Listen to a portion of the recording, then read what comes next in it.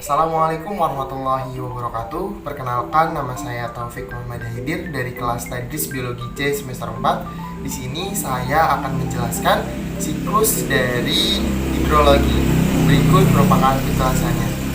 Siklus hidrologi merupakan salah satu konsep dasar dalam biogeokimia, di mana menggambarkan sebuah proses perubahan wujud air dan juga beberapa pergerakan aliran air dan ragam jenis air yang mengikuti suatu siklus keseimbangan yang terjadi di alam ataupun di lingkungan alam.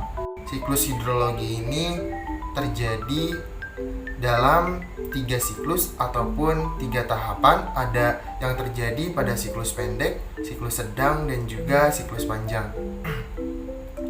Pada siklus pendek dimulai dengan proses evaporasi ataupun penguapan air laut.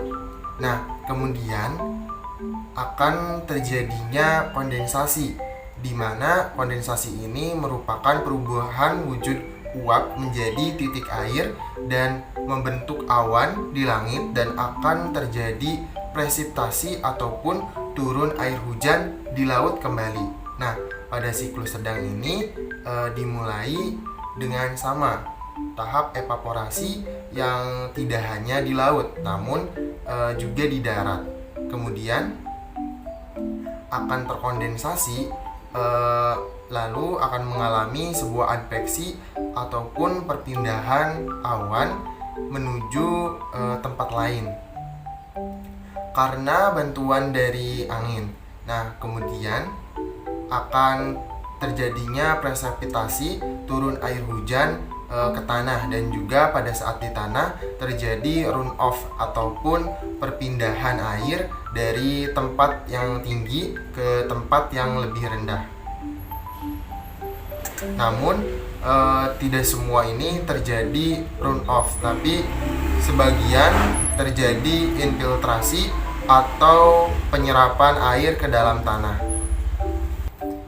Dan yang terakhir adalah siklus panjang, di mana pada siklus panjang ini dimulai juga dengan proses evaporasi yang kemudian terjadi kondensasi dan adveksi.